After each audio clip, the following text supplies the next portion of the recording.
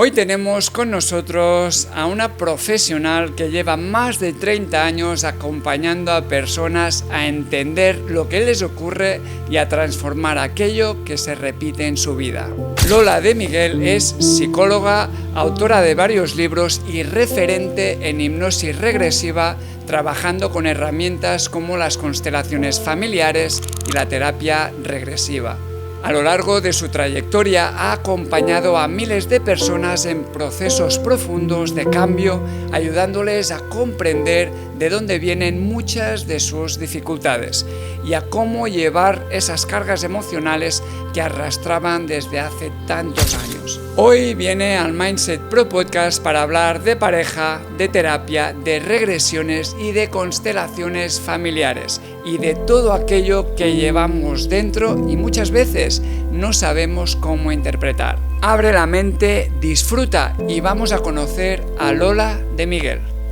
La mayoría de terapeutas tenemos una herida y un dolor muy grande que cuando somos pequeños no entendemos de dónde vienen y por qué nos pasa, nos sentimos los bichos raros y eso es como un camino iniciático a una búsqueda personal. Todos los terapeutas tenemos Quirón en astrología, es el sanador herido y necesitamos sanarnos a nosotros mismos para tener esa fuerza para poder sanar a los demás. Hacer un estudio de tu árbol genealógico tendría que ser tan necesario como ducharse. La genética nos condiciona pero no nos determina. Cuando yo miro, veo que toda esa herencia que me ha dejado mis ancestros no es para fastidiarme, sino para que yo pueda transmutarla y hacerla de manera diferente, entonces soy libre para crear mi futuro. A veces hay pilares que tú tenías ahí tan estancados que de repente ¡pam!, se rompen. Entonces tienes que reconstruirte. Yo vivía en Pontevedra y tenía mi consulta allí, súper contenta, pero de repente tuve un proceso donde siempre digo que Pontevedra dejó de tener música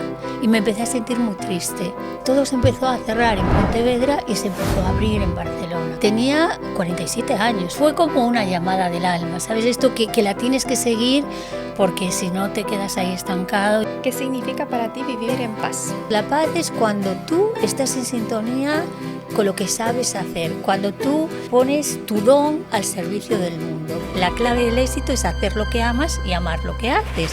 Antes de empezar con la entrevista de hoy, quiero recordaros que al final de la temporada la audiencia votará la entrevista que le haya gustado e inspirado más y el ganador se llevará este cinturón que veis encima de la mesa como un símbolo de mentalidad, constancia y valor compartido.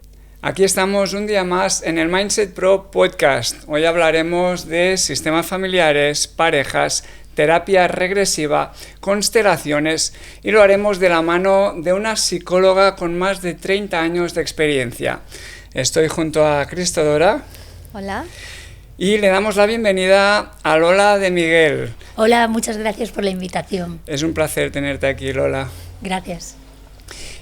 Lola, mira, la gente que nos dedicamos a la salud, la psicología, el desarrollo personal, muchas veces cuando nos iniciamos en esto es por procesos que hemos pasado, por experiencias que hemos tenido.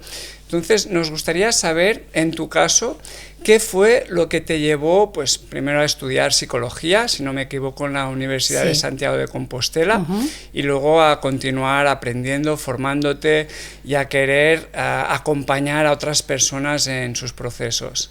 Bueno, yo creo que la mayoría de terapeutas tenemos una herida y un dolor muy grande que cuando somos pequeños no entendemos de dónde vienen y por qué nos pasa, nos sentimos los bichos raros y eso es como un camino iniciático a una búsqueda personal. En mi caso fue la fobia a hablar en público. Entonces, mi padre, que acaba de fallecer justo en enero, era porque después al final de sus tiempos ya no fue así, ¿no? Una persona súper estricta, militar de los de antes, educado en la disciplina, en el sentido del deber, huérfano de guerra, y entonces era un padre muy, muy exigente. Por el contrario, tenía una madre muy pionera, muy avanzada a su tiempo, muy independiente, y esto generaba choques, ¿no? Entonces, claro, el tener un padre tan exigente, pues yo que soy hipersensible, me producía un miedo increíble. Entonces ahí desarrollé una fobia a hablar en público, un miedo a la autoridad, un miedo a expresarme. El colegio para mí era horrible, o sea, yo estudiaba mucho por el miedo. No por otra cosa, o sea, el miedo a no saber, a que me pudieran reñir.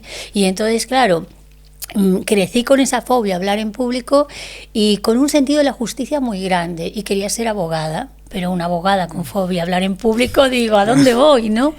Entonces, bueno, pues la única salida que encontré, la verdad es que el universo ahí me lo puso fácil. Dentro de lo difícil me dijo, pues tú por aquí, ¿no? La psicología, quería entender por qué tenía ese miedo a hablar en público, por qué también en las relaciones de pareja me bloqueaba totalmente, tenía un miedo atroz, ¿no? Y entonces por eso fue mi camino hacia la psicología, hacia estudiar y decir, bueno, soy un bicho raro o vengo con un defecto de fábrica, yo no sé qué me pasa, y entonces entré en la carrera de psicología para intentar entenderme, ¿no? Y con la psicología entendí algunas cosas, pero seguí con la fobia. Entonces ya fue después, cuando terminé la carrera de psicología, cuando empecé la búsqueda, pues la escuela de educadores con bioenergética, psicomotricidad, y luego ya ahí empezó la PNL, las técnicas regresivas, hasta llegar a las constelaciones familiares, y eso fue un poco mi camino. Pero yo creo que todos los terapeutas tenemos, Quirón en astrología es el sanador herido, ¿no? Los tenemos en determinados puntos que nos condiciona y necesitamos sanarnos a nosotros mismos para tener esa fuerza para poder sanar a los demás. Qué bueno. Esto que has dicho, ¿no? Del miedo a hablar en público me ha conectado mucho porque yo tenía pánico escénico, fobia también desde muy pequeñito, ¿no? Uh-huh. Y bueno, tardé tiempo. Yo hice bastante la terapia de choque, ¿no? De hacerlo, hasta que empecé a encontrarme más cómodo y luego pues he sido capaz de dar conferencias delante de cientos de personas, ¿no? Tú, por lo que comentas, fue a través de una terapia regresiva que llegaste... Sí, vamos a ver, yo lo de hacerlo, cuando tienes un trauma muy profundo, si lo haces te puede retraumatizar. Exacto. Entonces yo por eso estudié psicología, entonces ahí ya empecé a ver algunas cosas. Después hice otra carrera que era 3 años de educadora especializada en marginación social, donde ya empezamos con las terapias de grupo. Entonces ahí empecé a ver mi miedo a la autoridad, ¿no? Y empecé a ver por dónde venía. Pero lo que me abrió todo un campo fue la técnica regresiva, donde yo a través de una regresión pude ver qué es lo que me estaba pasando cuando yo era niña, una imagen que me había quedado muy grabada en el inconsciente que generó esa fobia y ese miedo. Porque sabéis que cuando hay un trauma, el cerebro elige una manera de reaccionar y esa manera, como sobrevives gracias a esa, queda fijada. Entonces yo elegí evitación y huida. Digo, si me enfrento a esto estoy en peligro, con lo cual lo mejor es evitar el conflicto y huir. Y entonces, ¿qué ocurre? Que después este sistema se activa automáticamente. O sea, es como si yo os tiro una pelota, vais a hacer así, ¿no? No pensáis, voy a poner las manos. Entonces, claro, mi trauma era tan grande. Daros cuenta que mi padre era militar. En la época de Franco, yo vivíamos en Orense, salíamos a la calle, mi padre salía de uniforme o no de uniforme, pero los soldados sí, y cientos de soldados le decían a sus órdenes, con lo cual yo no solamente vivía una figura de autoridad en casa, sino que la calle me devolvía ese poder de mi padre. Entonces, una mirada de mi padre era ponerme a temblar, ¿sabes? Entonces, por eso la fobia estaba muy marcada, ¿no? Mi hermana, por ejemplo, era todo lo contrario, era confrontación y ataque, ella era la rebelde, ¿no? Yo no. Sois 7. Somos 7. Y bueno, quiero decir que mi padre después cambió con el tiempo, se acaba de morir ahora y era para comérselo, era comestible, ¿no? Pero sí, con ese trauma tan grande yo necesité terapia y las regresiones me empezó a abrir ese espacio de dónde, cuándo fue el momento donde se activó realmente el trauma y cómo continuó en el tiempo, ¿no? Ahí lo empecé a sanar, luego la PNL también me ayudó muchísimo y finalmente las constelaciones familiares, que es tan visual que pude verlo todo. Y después profundizaremos más en las regresiones porque es algo que también nos apasiona mucho. Y empezaste en Galicia, ¿no? En Galicia, yo soy gallega. Pero llevas años en Barcelona. 19 años ya. ¿Cómo fue este paso? Pues mira, ¿cómo fue este paso? Este paso fue, yo vivía en Pontevedra y tenía mi consulta allí, súper contenta. Pontevedra es una ciudad pequeñita, está como entre las mejores de España en calidad de vida, ¿no? Y yo estaba muy contenta, jamás pensé en vivir en una ciudad grande, pero de repente tuve un proceso iniciático, que yo en aquel momento dije, estoy un poco deprimida, donde siempre digo que Pontevedra dejó de tener música y me empecé a sentir muy triste. Y eso coincidió con que mi profesor de constelaciones familiares trabajaba en India y me dijo, no puedes vivir, era muy adicta al trabajo, me dijo, no puedes vivir de esta manera, vente a India, ¿no? Y justo con que ya a Pontevedra le faltaba música, me fui a la India, me fui en principio por un mes y cambié el billete y me quedé 6 meses, ¿no? Ahí ya hubo un proceso de transformación, ¿no? Entonces, ahí empecé a conocer a gente de Barcelona y conocí al director del Centro de Oso en Barcelona y me invitó a hacer constelaciones en Barcelona. Y por otro lado, también unos amigos míos me empezaron a organizar en Barcelona. Entonces todo se empezó a cerrar en Pontevedra y se empezó a abrir en Barcelona, ¿no? Entonces en principio empecé a ir y venir y el día de San Jordi, que yo no lo conocía y que fue premonitorio porque yo no sabía que iba a escribir 6 libros. Entonces me pareció tan bonita la ciudad y digo, esto es maravilloso. Y ese día dije, tenía 47 años, dije, me vengo a vivir aquí. Bueno. Llegué a Pontevedra y para tomar la fuerza, en un grupo de constelaciones que estaba lleno de gente, dije, me voy a vivir a Barcelona. Y entonces ya adquirí el compromiso y me vine un 13 de septiembre del 2007, me vine a vivir a Barcelona y a empezar de cero. Fue así, pero fue como una llamada del alma, ¿sabes? Esto que la tienes que seguir porque si no te quedas ahí estancado y con una tristeza que no puede ser. Te vamos a preguntar muchas cosas sobre el inconsciente, sobre el árbol genealógico, sobre las constelaciones, sobre el trabajo regresivo. Estás haciendo tantas cosas, estás mezclando tantas modalidades. Se nos ocurre que hagamos un progreso a través de toda tu carrera y toda tu experiencia, preguntándote cuál ha sido el primer libro que has publicado. El primer libro fue el de constelaciones familiares, el que tiene el DVD. Ese que va con un DVD es un libro que me ofrecieron escribirlo y entonces tenía que ser muy sencillo, ¿no? Entonces es un libro súper esquemático. A mí me gusta dejar todo como muy clarito. Entonces este libro es como muy esquemático, donde hablo de los principios de constelaciones familiares, porque hay grandes libros y son así, pero había gente que quería conocer las constelaciones familiares y no le gusta leer tanto, o tenía que ser para todo el público, no solamente para los especialistas. Entonces, donde hablo mucho, porque el DVD es de 1:30, hablando acerca de las constelaciones, y luego lo resumí, que fue lo difícil, ¿no? Y a partir de ahí este libro fue la puerta internacional. Este libro me llevó a México, después me llevó a Perú y también a dar formaciones aquí, ¿no? Entonces empecé por ese libro, que lo difícil fue concretar toda la información, ¿no? Y lo bueno que llega a cualquier persona que no sepa nada de constelaciones, porque sabéis que la palabra constelaciones familiares da lugar a confusión, la gente lo confunde con la astrología, que yo adoro, pero que es otra cosa diferente. Y entonces, pues es un poco que la gente sepa exactamente que es una técnica, ¿no? Porque la gente piensa que es algo esotérico, que también lo es, pero no.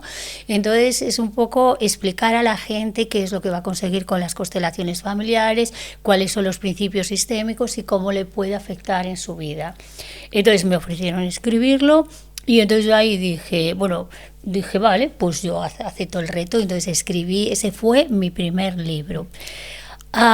Después mi segundo libro fue el de regresiones, ¿vale? Como el primero tuvo mucho éxito, el de regresiones, que también va con un DVD, y ese libro pues hablo de toda la técnica, y en el DVD va grabada una regresión a la infancia o una regresión a otra vida.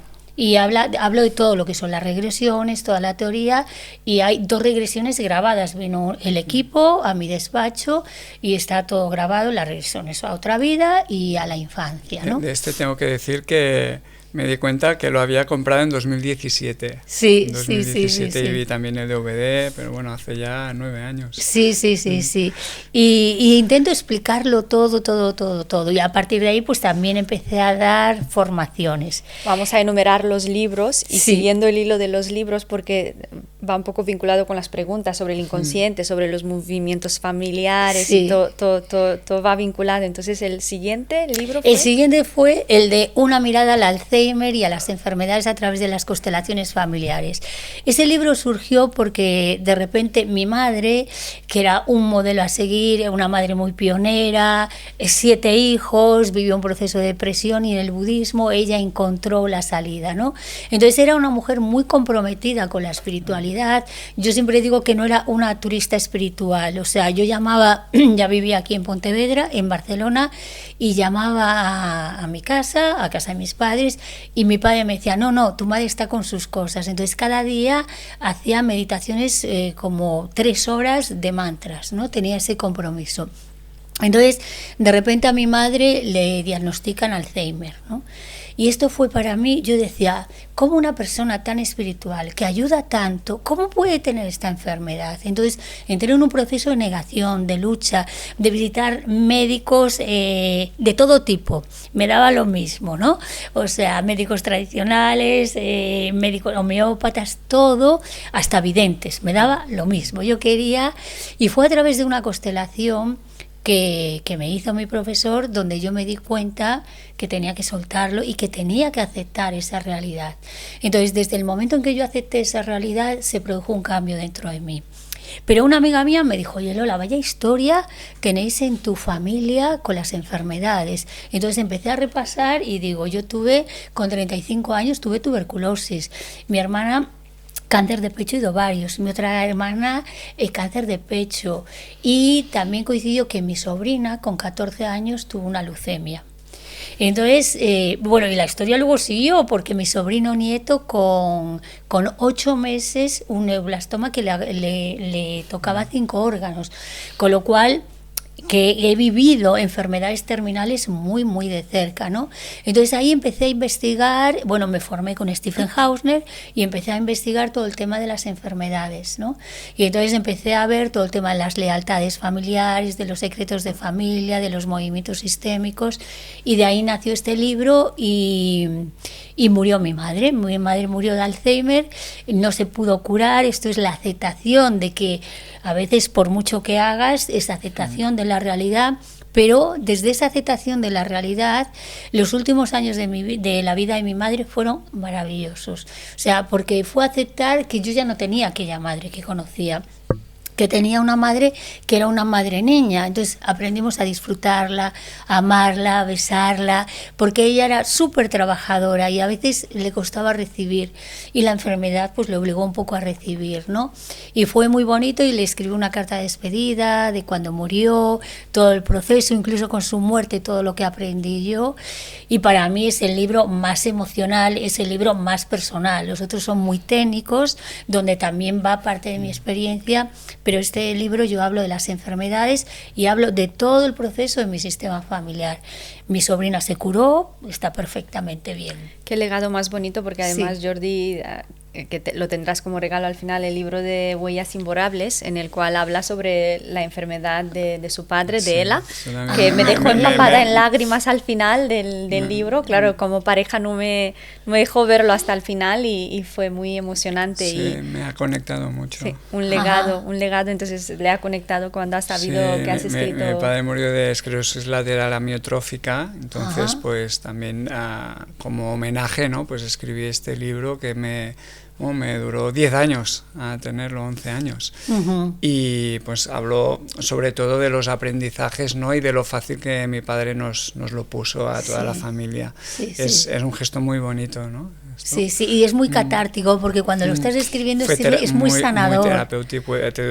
Pues, ¿por qué tardé tantos años? Pues porque me venía abajo cada 2x3 y al final pues ya con el tiempo fue un proceso terapéutico muy bonito y y vio luz ahora en mayo hará un año. No, pues enhorabuena. Sí, gracias.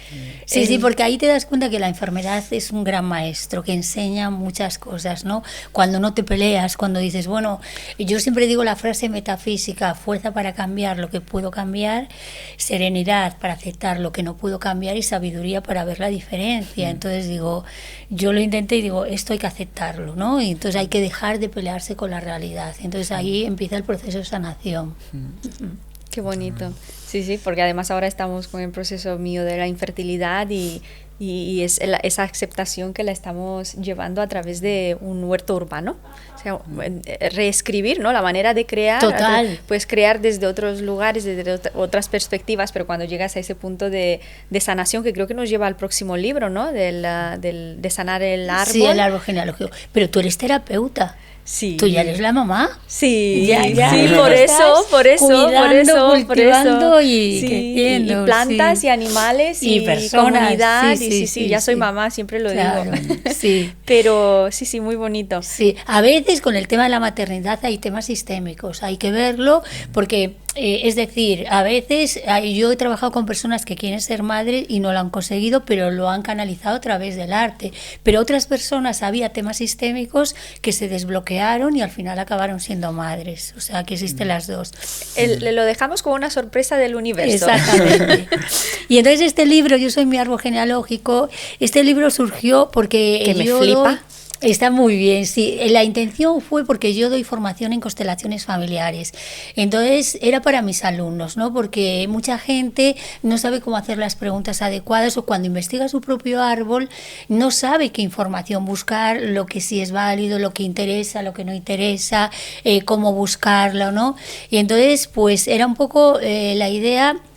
Bueno, también fue por un congreso. Normalmente cuando me invitan a un congreso yo soy muy disciplinada y tengo un sentido de responsabilidad muy grande. Entonces los congresos yo puedo tardar 4 meses en prepararlos y me pongo a estudiar y entonces... a través de ese congreso y que yo ya estaba dando formaciones en México y en Perú, pues se me ocurrió escribir el libro como manual para todos mis alumnos, ¿no? Y es un libro súper vendido ese porque es muy práctico, muy sencillo, lo entiende todo el mundo y entonces, bueno, pues salió de ahí la idea. Sí, es brutal, además que es un libro que recomendaríamos para cualquier persona, aunque esté o no esté en un proceso terapéutico, porque entender a nuestra familia, conocer información que nunca se nos ocurriría y todo lo que se está presentando es de verdad un legado, es un legado, un regalo. Y por último, ¿tenemos? Movimientos sistémicos, este libro. Este es el gordo, mi libro gordo de 300 páginas. Pues mira, este libro... surgió porque yo dije, bueno, estoy haciendo terapia y ya llevo 30 años haciendo terapia, ¿no? Algo haré bien, ¿no? Porque si no, no funcionaría. Pero también dije, me planteé, ¿y si mañana dejo de hacer terapia y hago otra cosa? Siempre va a ser cosas de ayuda a los demás, esto está clarísimo. Aparte tengo mi nodo norte en la casa 6, con lo cual es inevitable, ¿no? Y entonces pues dije, voy a escribir un libro donde voy a poner todo lo que yo hago en terapia a lo largo de estos 30 años, ¿no? Entonces me cogí todos mis apuntes, los empecé a colocar cronológicamente, todo y tal, y entonces ahí empecé todo, sobre todo movimientos sistémicos, porque también en las formaciones había personas que no van a trabajar con el grupo, pero sí a nivel individual, ¿no? Entonces empecé también cronológicamente la vida intrauterina, el embarazo, el nacimiento, el proyecto sentido, la infancia, la adolescencia, los padres, la pareja, el dinero, las enfermedades, y la mitad del libro también es constelaciones empresariales y organizacionales, ¿no? Porque también hice varias formaciones en esto y entonces también todos los ejercicios y están como súper fáciles, o sea, este es el tema, haz estas preguntas, elige esto, posibilidades estas otras, pregunta esto, vete haciendo esto. Entonces está todo como con papilla para que cualquier persona que esté interesada en el trabajo personal pueda seguirlo y le dé ideas, ¿no? Y después cada persona puede personalizarlos. Pero digo, a ver, todo lo que yo hago, sobre todo a nivel sistémico, ¿no? Pues lo pongo aquí, para ayudar a más personas, porque al final el conocimiento hay que repartirlo y cuantas más personas puedan ayudar a otras personas, haremos todos un mundo mejor, ¿no? Entonces ese es el proyecto del libro, entregar todo el conocimiento al mundo. Y ahí está. Y un proyecto muy importante, ¿eh? Exactamente. Y esto nos lleva a las primeras preguntas que tenemos hablando, ¿no?, de sistemas familiares. E inconsciente. ¿No? Nos gustaría saber hasta qué punto estamos viviendo nuestra vida o repitiendo historias que vienen de nuestra familia. Si no somos conscientes, repetimos al 100% historias de nuestra familia. Esto es un hecho. Pero desde un estado de conciencia tú puedes generar tu propio destino. Porque, fijaros, hay un experimento que se hizo con ratas, ¿no? A las ratas les gusta la flor del cerezo. Entonces a esas ratas, cuando se acercaban a la flor del cerezo, le daban una descarga eléctrica. Entonces esas ratas aprendieron a no acercarse a la flor del cerezo. Entonces estas ratas después se les reprodujo. Y entonces nacieron ratitas, se siguieron reproduciendo y hasta 5 generaciones después no se acercaban a la flor del cerezo y no habían recibido ni una sola descarga. Con lo cual, estas ratas, su comportamiento estaba determinado por lo que había pasado 5 generaciones antes, ¿no? Entonces somos mucho menos libres de lo que pensamos y estamos totalmente condicionados por nuestra historia familiar. Entonces, por eso es muy importante conocer nuestra historia familiar para poder trascenderla. Es decir, nos condiciona pero no nos determina. Entonces, todos arrastramos estas memorias, estas lealtades inconscientes. Entonces, a través de la consciencia, pero a través de cualquier técnica, a lo mejor un masaje despierta la conciencia, ¿no? A través de cualquier técnica, pero las constelaciones familiares y el estudio del árbol genealógico es lo que yo más recomiendo. A partir de ahí vemos todos estos patrones que estamos repitiendo, ¿no? Y entonces por eso es súper importante. Por ejemplo, cuando una persona dice, es que siempre tengo el mismo tipo de pareja, atraigo a hombres infieles, o me abandonan, o en el dinero siempre pierdo el dinero, o nunca consigo el trabajo. Hay lealtades al sistema familiar y estamos condicionados por historias, por unos vínculos invisibles, que ahí creamos un vínculo con estas personas. Y eso está en el inconsciente colectivo. Hay lo que se llama los campos mórficos, que son campos de información. Y entonces esto también de repente, había 2 islas totalmente separadas y aquí había unas islas con monos en las 2. Entonces una mona cogió los tubérculos y antes los cogían de la tierra y se los comían, y esta mona cogió y los mojó en el agua. Pues eso pasó, fue imitado por los monos y las monas de esta isla, y al cabo de un tiempo esta isla en las antípodas, sin ningún contacto, repetían ese comportamiento, porque eso pasa a la conciencia de especie, y cuando hay un número crítico que lo hace, pasa a toda la conciencia de especie, ¿no? Que son los campos mórficos de Rudolf Steiner. Bueno, el nombre es un poco complicado. Entonces, estamos todos condicionados por esos campos mórficos, ¿no? Entonces, yo tengo mi propia historia, pero luego están los campos mórficos, y a la hora de elegir pareja, no elegimos con los ojos de la mirada, elegimos con los ojos de los ancestros. Entonces, muchas personas repiten patrones porque están condicionadas a nivel inconsciente por el tema de los ancestros y antepasados. Entonces, nos condiciona de todas las formas y maneras. Qué bueno. Esto, de hecho, lo hemos visto muchas veces.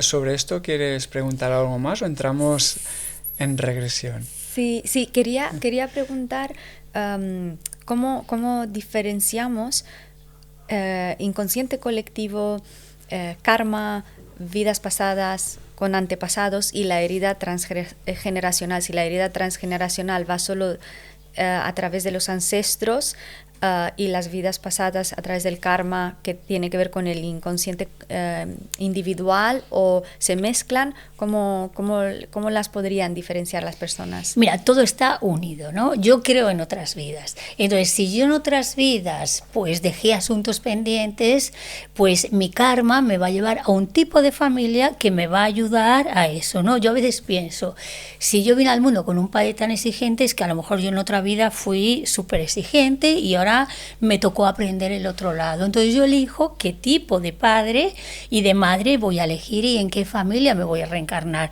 Con lo cual ahí está todo unido, ¿no?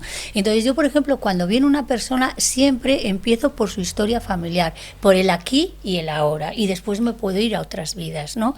Pero después yo siempre digo que estamos condicionados por temas de otras vidas, por el transgeneracional y también por la educación que recibimos, por las creencias que nosotros tenemos.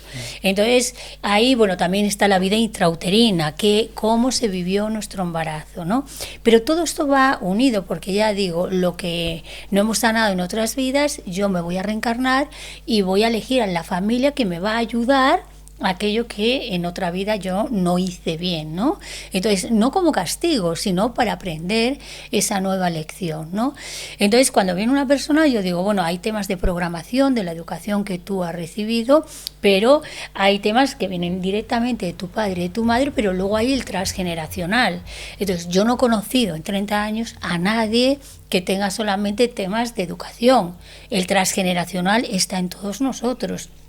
Y después, una vez que pasamos eso, hay temas kármicos, hay gente que viene con un karma más marcado. Yo ahora que hago astrogenealogía, pues la casa 12 es un tema muy kármico y muy de constelación familiar, ¿no? También la casa 8, la casa 4. Entonces, también esto nos ayuda a estudiar eso, pero todo está interconectado, ¿no? Pero siempre empiezo por el aquí y el ahora y desde ahí vamos hacia atrás, ¿no? Empiezo por lo que es más fácil. A ver, tu padre, tu madre, cómo los has vivido tú, qué creencias tienes. Entonces empiezo por ahí, luego ya me voy al transgeneracional y después del transgeneracional ya me voy a otras vidas. Pero está todo unido. Qué fascinante. Bueno, es muy fascinante todo esto, ¿eh?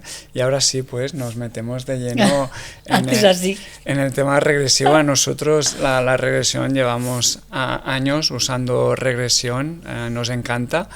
Y para la audiencia que no sabe nada de regresión, ¿cómo les explicarías qué es una regresión? Mira, la gente cuando oye, lo pongo en la contra de mi libro, cuando oye la palabra regresión se asusta. Yo misma, o sea, estaba como en estado de eso, porque la gente piensa que pierde la conciencia. Y a veces cuando no la pierden se enfada. Y yo digo, perder la conciencia sería lo peor que te podría pasar. Porque imagínate que yo soy una terapeuta que me gusta manipular, que me gusta abusar. Entonces yo puedo inducir a una persona, si está inconsciente, a decir, tu cuenta bancaria mañana me la pasas como donación, ¿sabes? O te quedas enganchado a mis terapias, ¿no? Entonces, desde ahí podría haber la manipulación. Entonces, la regresión es un movimiento consciente de querer bucear dentro de ti. Yo lo comparo con un ordenador, es decir, el ordenador es tuyo, el programa es tuyo. Yo simplemente soy un programador que te ayudo a ver qué pasó en tu ordenador, cuál es el programa que tú estableciste en tu infancia o transgeneracional. Entonces, es una hipnosis consciente. La persona llega a un estado de relajación muy profundo, ¿vale? Entonces, desde ahí está toda la información. Es abrir el ordenador interior a través del ojo de la mente que va conscientemente a aquello.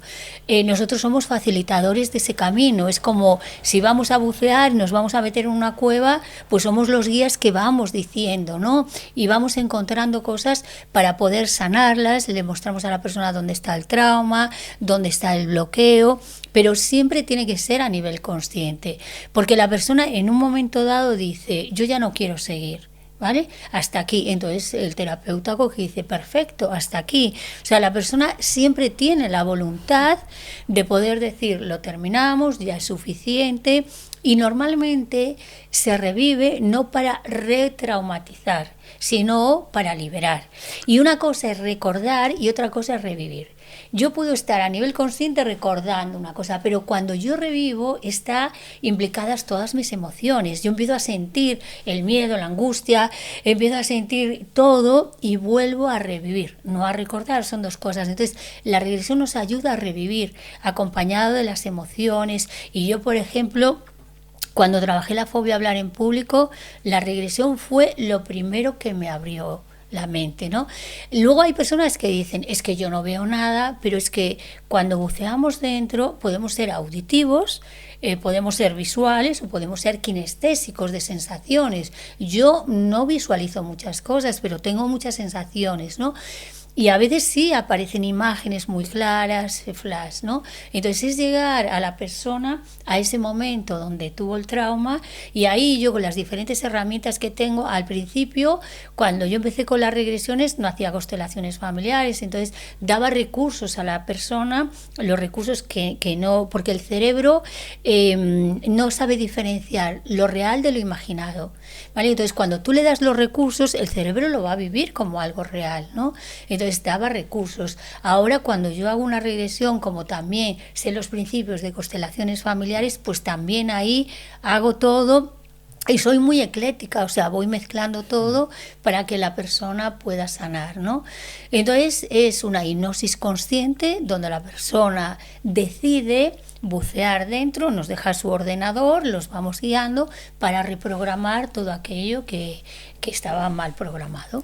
Las personas han de entender que tanto regresión como hipnosis son una palabra a la cual se le ha hecho una asociación como bisturí. Si tendríamos una asociación negativa de la palabra bisturí, cada vez que escucharíamos bisturí pensaríamos en algo negativo, pero las personas saben que puedes utilizar un bisturí para hacer bien o para hacer mal. Entonces, el hecho de que se ha generalizado negativamente el uso de la palabra también nos alegra que lo estás mencionando, porque de alguna manera ayuda a reescribir esta interpretación errónea y decir, vale, pues regresión o hipnosis no es dormir, es estar consciente, presente, además con todas las facultades íntegras y con la voluntad de poder modificar cualquier parte del proceso.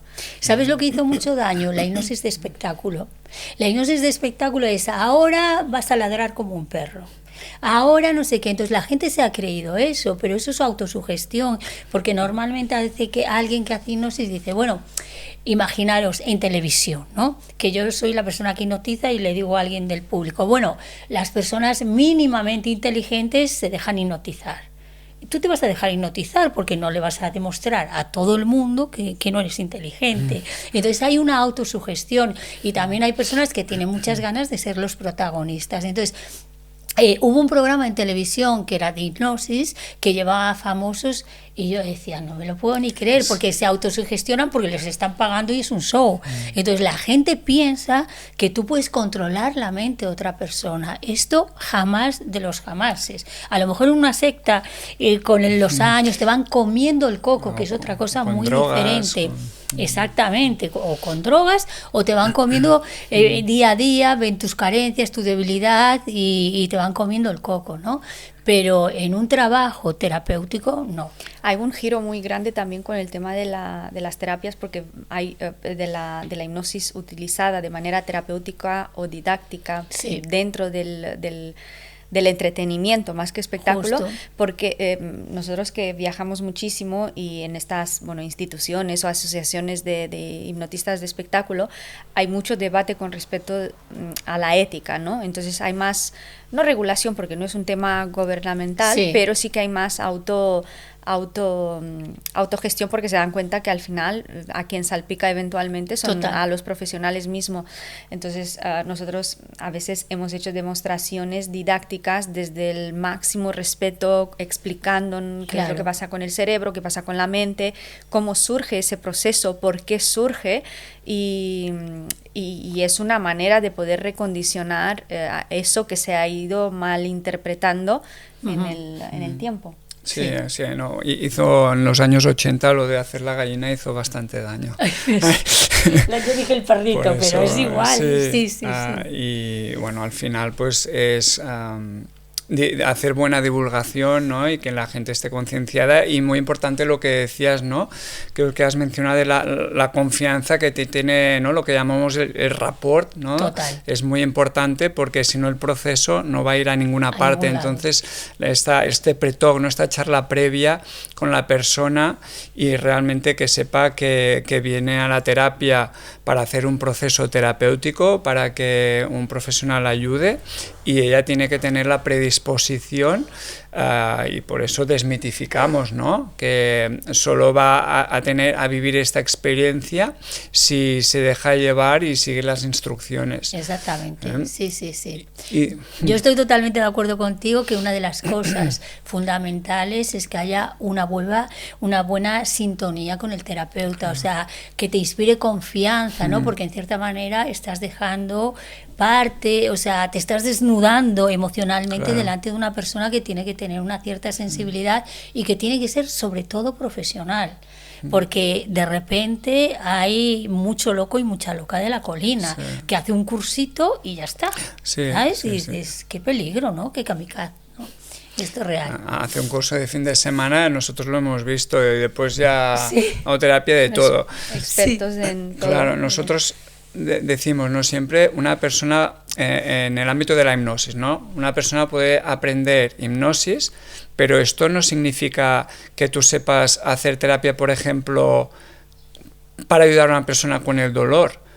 Nosotros hacemos procesos, ayudamos mucho con el dolor crónico, pero desde el 2019 llevo 7 años estudiando neurociencia y dolor, haciendo formaciones con doctor Arturo Goicoechea, doctor Escudero, o sea, con muchas personalidades importantes en este ámbito, ¿no? Entonces, o el tabaco o la hipnosis regresiva. Entonces, una cosa es saber hipnotizar y la otra es saber hacer un proceso terapéutico en un ámbito o en otro, porque hay muchas ramas y el tema está en estudiar y en formarse en cada una de ellas para poder ayudar a otras personas. Una persona no puede hacer una formación de fin de semana y decir que te ayudó en traumas.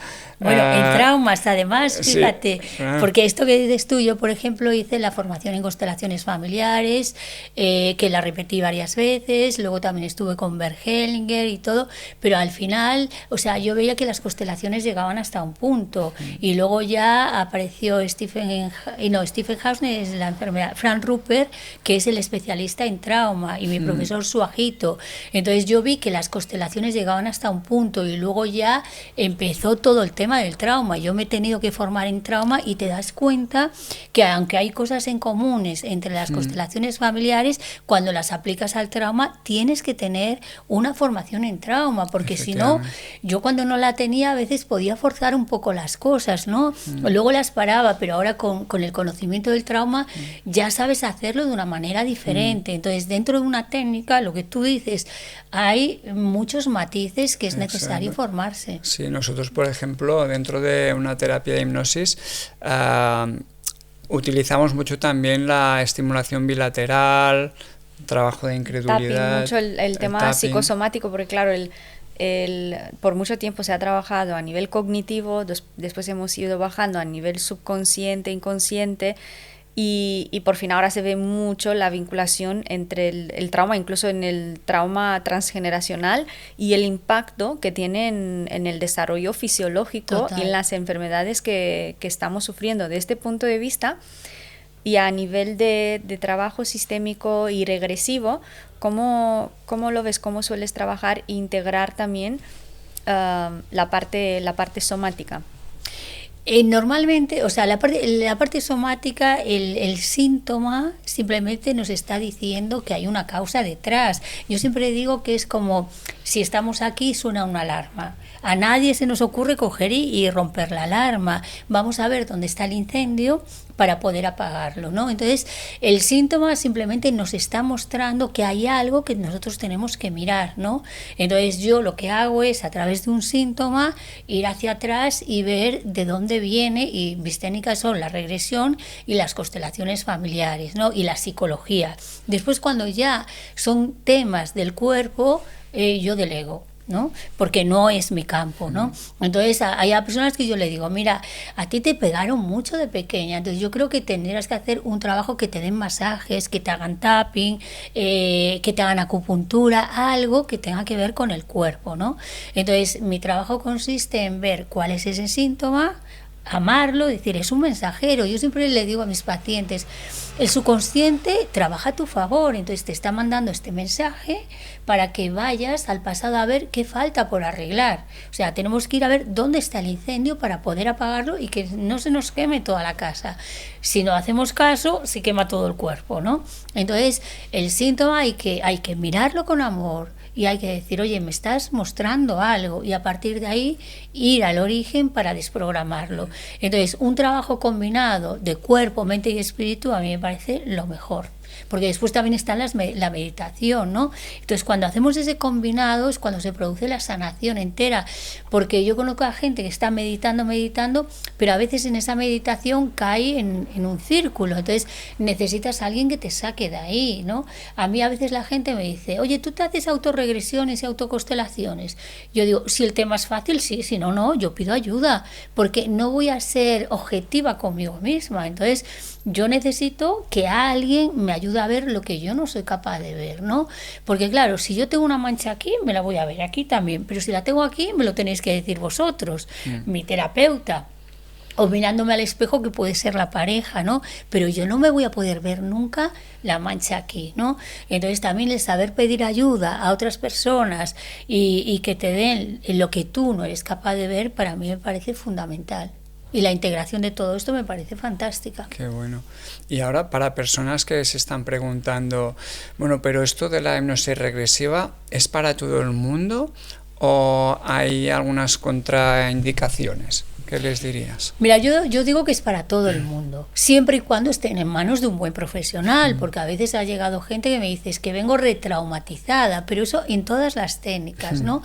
Entonces, así como las constelaciones familiares, yo la terapia de grupo, a aquellas personas que han tenido brotes o psicosis, no se la recomiendo, porque acaban confundiendo su propia realidad con lo que ocurre ahí, y en los roles se acaban identificando con todos los roles, pero no saben dejar el rol. Entonces yo, como las personas que tienen un trastorno, le digo que no venga al grupo, a nivel individual sí puedo trabajar, y como la técnica regresiva a nivel individual, yo creo que sí puede ser cualquier persona. También, si ha tenido un brote o algo, entonces lo hago de otra manera diferente, si empiezo a ver que la persona, pues entonces ya digo que no, ¿no? Pero realmente hacer una regresión es revisar tu ordenador, me parece fantástico. Y en realidad hacemos regresiones espontáneas cada Totalmente. día. Los anclajes con que nos olores. llevan, exacto, Sí. los anclajes olfactivos, gustativos, auditivos, sinestéticos, son una forma de vivir una experiencia regresiva espontáneamente. Pues escucho una canción que no había escuchado en 20 años y de repente me pongo a decir toda la letra y digo, ostras, pensaba que lo tenía olvidado, ¿no? Sí. O paso por una ventana y siento el olor de una comida que hacía mi abuela, ¿no?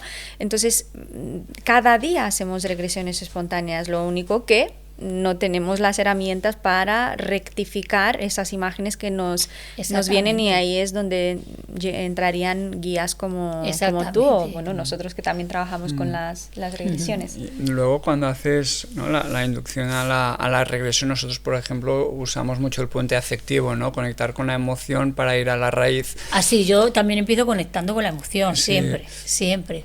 En tu experiencia, ¿dónde han ido más la gente?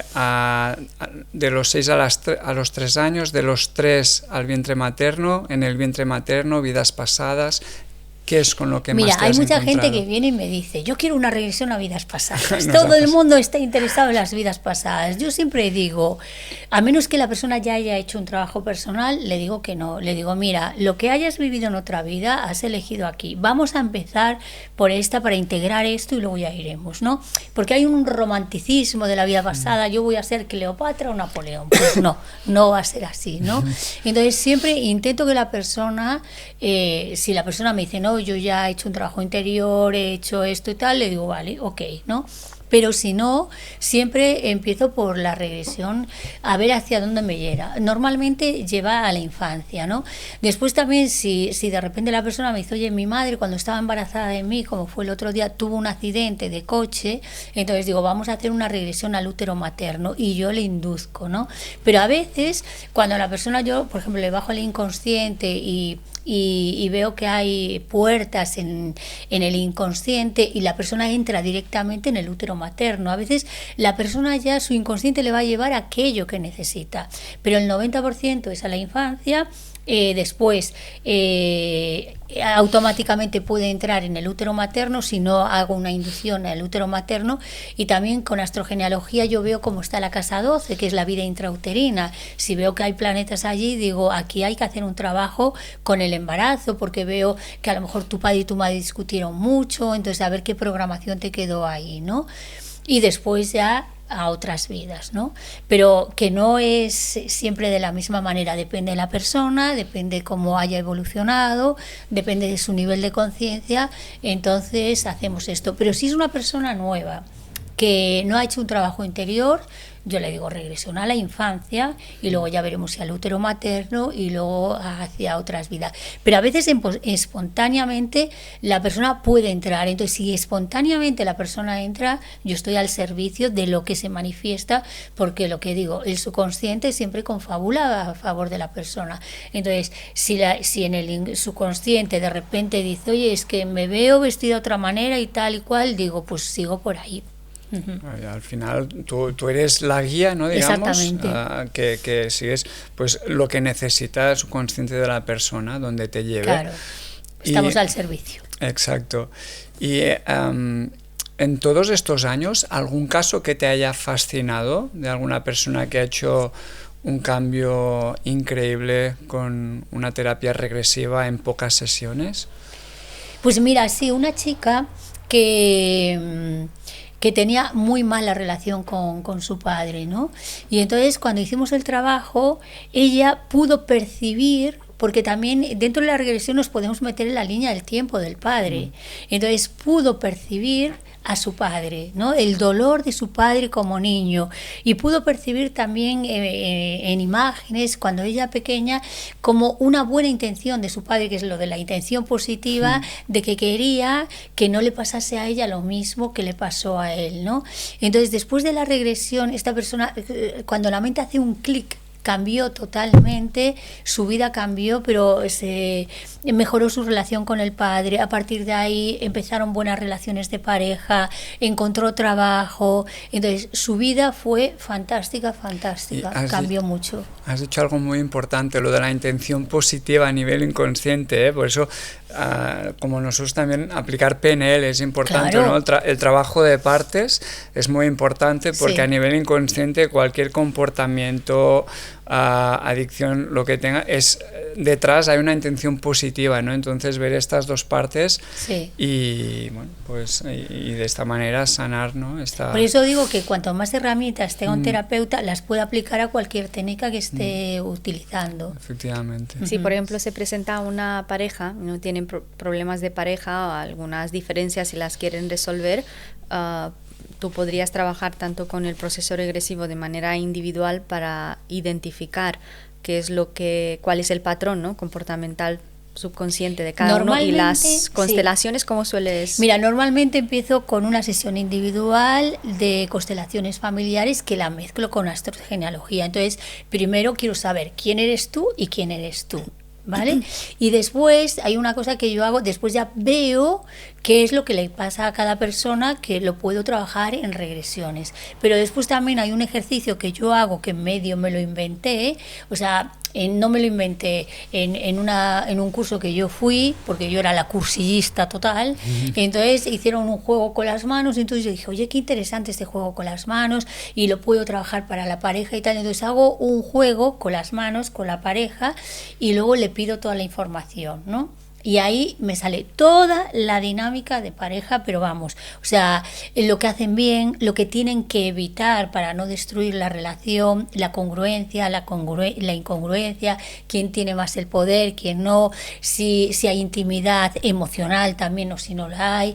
Entonces lo investigo por ahí. Después también a través de las constelaciones familiares es una visión clarísima, pero las regresiones las hago más cuando a nivel personal, es decir, hay un trauma. Imagínate un hombre que tiene un trauma con su madre, lo va a proyectar en la pareja. Entonces toda la rabia que tiene ahí hacia su madre la va a proyectar en la pareja.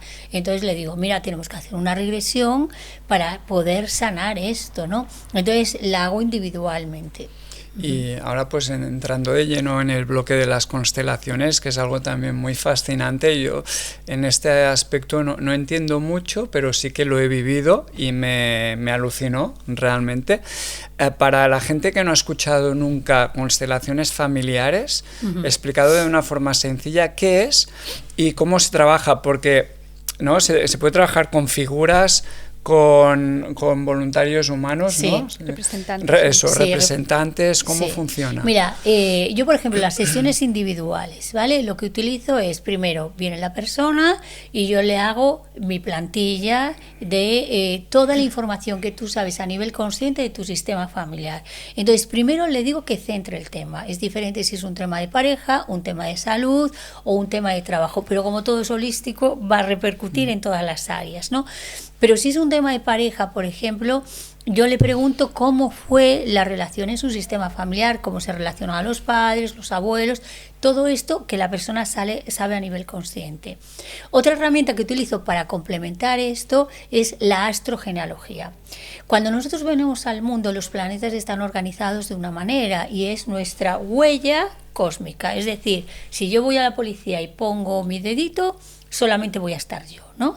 Pues de la misma manera, cuando alguien se reencarna, los planetas están de una manera y es su huella cósmica. Entonces ahí yo puedo ver si hay secretos de familia, cómo vivió el padre, dónde está su herida, dónde está Quirón, todas estas cosas. Entonces, utilizo eso, puedo utilizar los muñequitos que funcionan de maravilla, porque a través de los muñequitos sacamos nuestra imagen interna, la sacamos fuera. Y después también utilizo el tarot sistémico, no el tarot predictivo. El tarot sistémico hay el arcano del padre, la madre, los abuelos, las lealtades familiares y también como lectura de mente va a sacar aquello que tenemos ahí, ¿no? Y utilizo todas estas herramientas dependiendo cuál vibre más la persona y luego lo termino con una visualización. Eso se trabaja a nivel individual, donde a través de la visualización, la hipnosis, empezamos a desprogramar. Eso sería a nivel individual. A nivel colectivo se junta un grupo de personas y una persona expone un tema. Entonces, pues un tema de pareja, un tema de salud, y yo le pido que elija representantes a gente que no conozca de nada. Entonces, tiene que configurar en el centro a su familia, por ejemplo. Y como todo el mundo tenemos esa imagen interna, pues yo puedo ver a mis padres así, muy pegaditos, o puedo ver a mi padre y a mi madre, cada uno ahí. Entonces, ahí ya esa imagen va a reflejar cómo yo veo a mi familia, ¿no?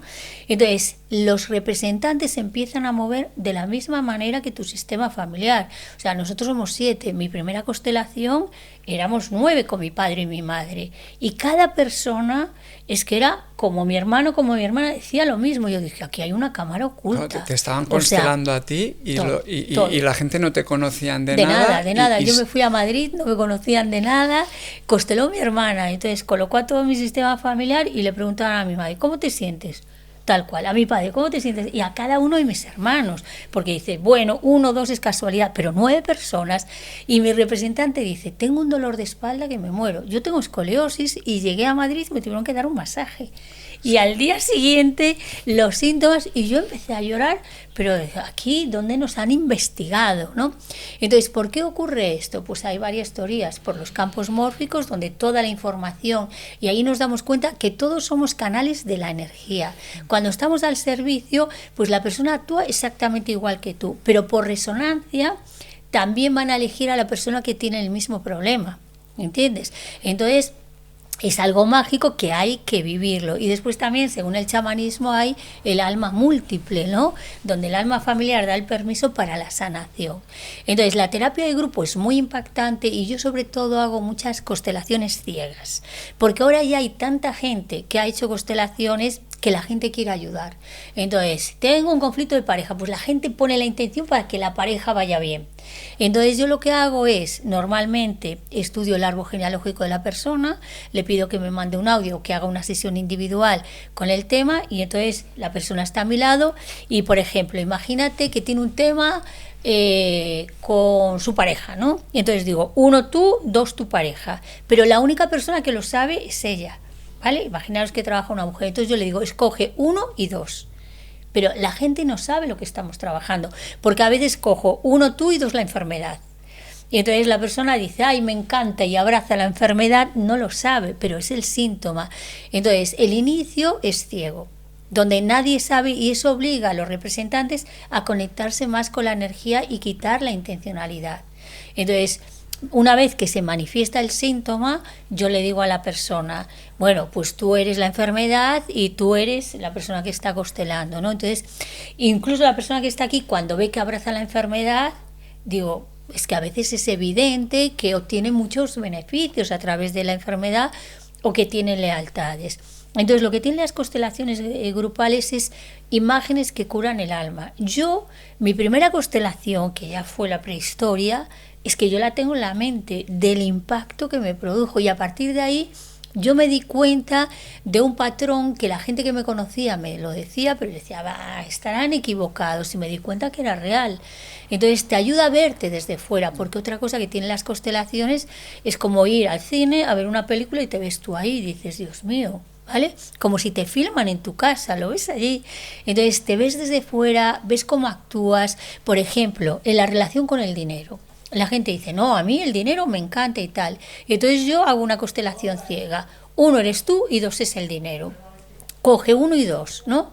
Y entonces escoge 1 y ves que 1, que es el representante de la persona que está constelando, dice, no me gusta nada, me da un mal rollo, y se aleja. Entonces, conscientemente le gusta el dinero, pero hay patrones inconscientes que hace que no. Entonces digo, saca a tu padre y a tu madre. ¿Qué pasa? Que la madre siempre decía, cochino dinero, es que nos falta dinero, es que tu padre nunca está en casa porque está consiguiendo dinero. Entonces, el dinero en ese sistema familiar se vivió como algo muy malo. O tal vez puede aparecer la culpa de, yo pertenezco a este sistema familiar, si tengo más dinero que mis padres, me siento culpable, que eso es lo que se llama neurosis de clase. O el movimiento interrumpido, es decir, no me permito tener dinero porque cuando yo era pequeña o pequeño me faltó mi madre que estuvo en el hospital. Entonces, cuando yo estoy a punto de conseguir algo, me viene a la memoria el movimiento interrumpido y bloqueo ese flujo del dinero, ¿no? Entonces, conscientemente, yo no conozco a nadie que me diga, me encanta que me sean infiel, me encanta que las relaciones de pareja me vayan fatal, me encanta estar enfermo o enferma, me encanta no tener dinero. Conscientemente todo el mundo quiere eso, pero los programas inconscientes que vienen de nuestro sistema familiar nos van a condicionar. Entonces, las constelaciones familiares para mí es la herramienta más rápida, más visual y más clara que hay, ¿no? Después sí que es necesario hacer un acompañamiento o utilizar otras técnicas para acomodar eso, porque hubo una época donde la persona hacía la constelación y decía, en no sé cuánto tiempo no hagas nada, ¿no? Y a veces la persona se quedaba un poco descolocada. Yo soy partidaria de hacer un acompañamiento después de una constelación familiar, de seguir guiando a la persona o recomendarle diferentes cosas.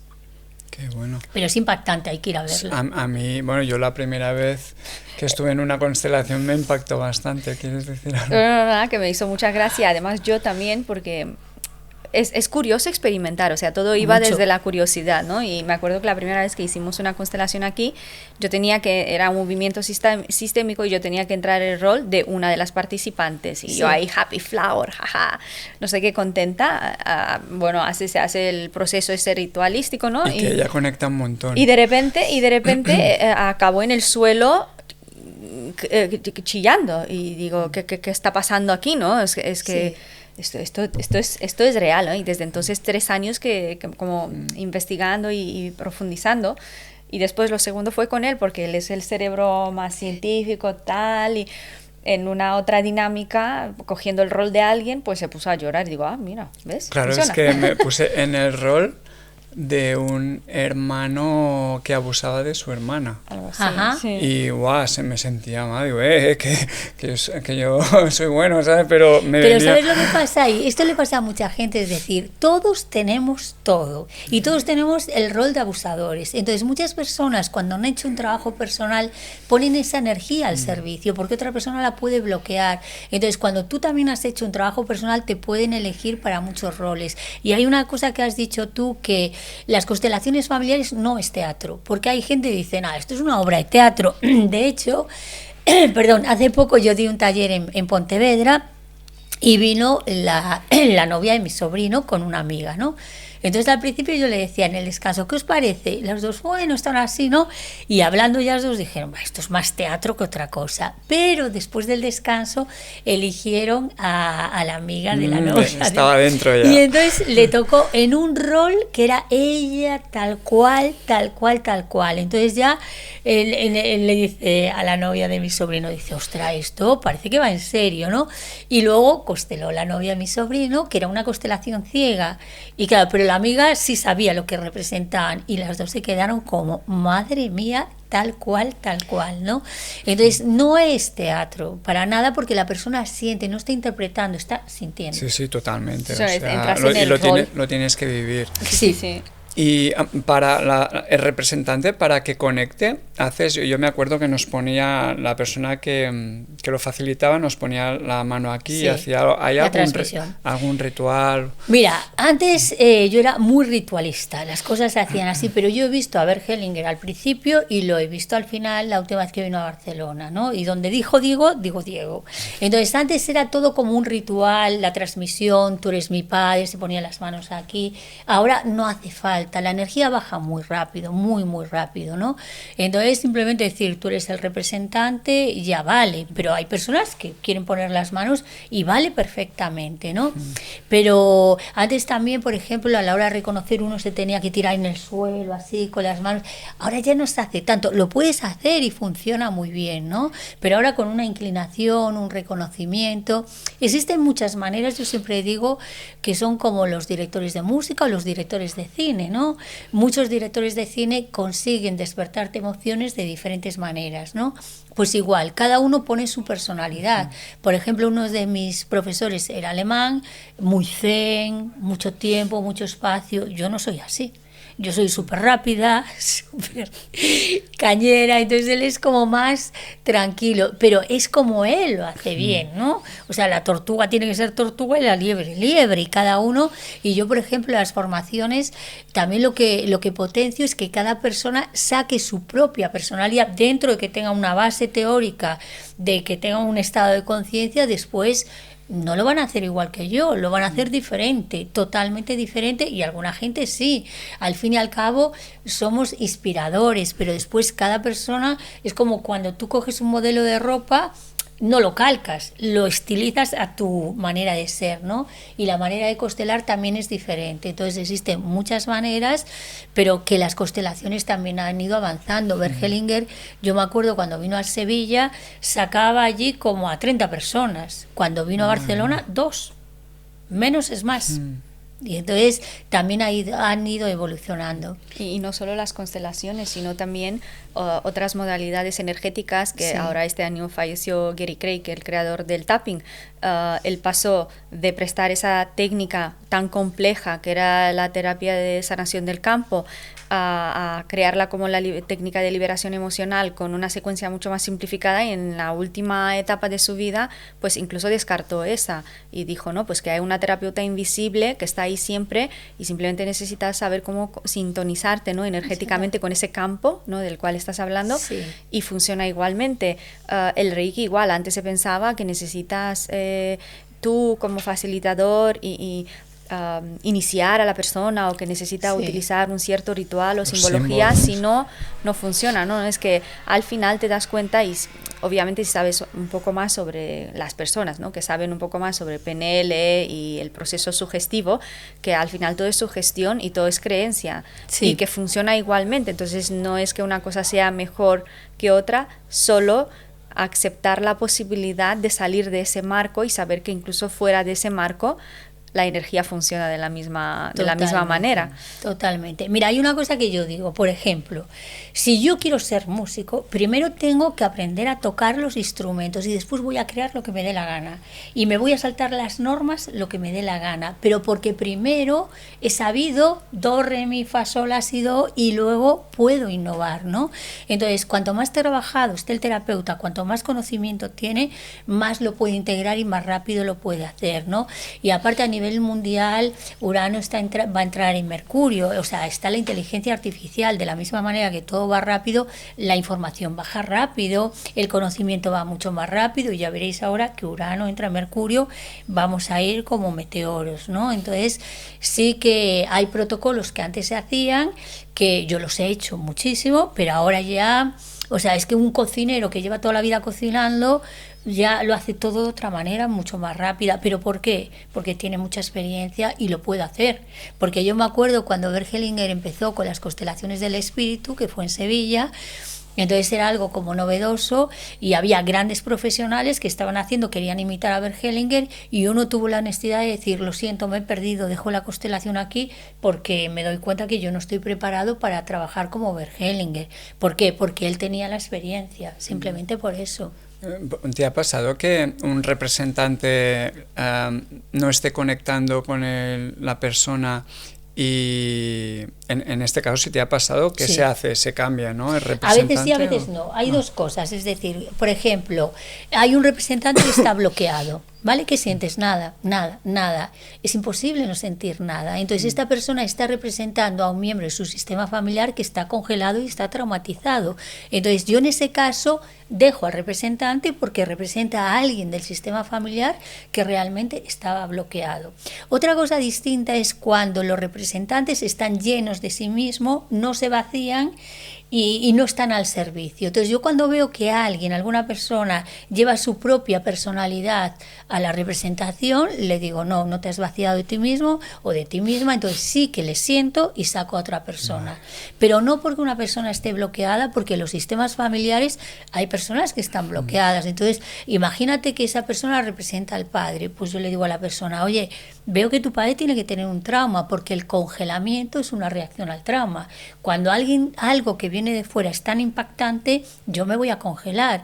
Entonces hay representantes que están congelados, no siento nada, o hay representantes que están disociados. Entonces esto es real, esto ocurre, pero solamente cuando el representante es su ego el que está trabajando ahí y no se vacía. Entonces sí que lo quito, le digo: no estás preparado, preparada, te sientas, te vacías y luego sí.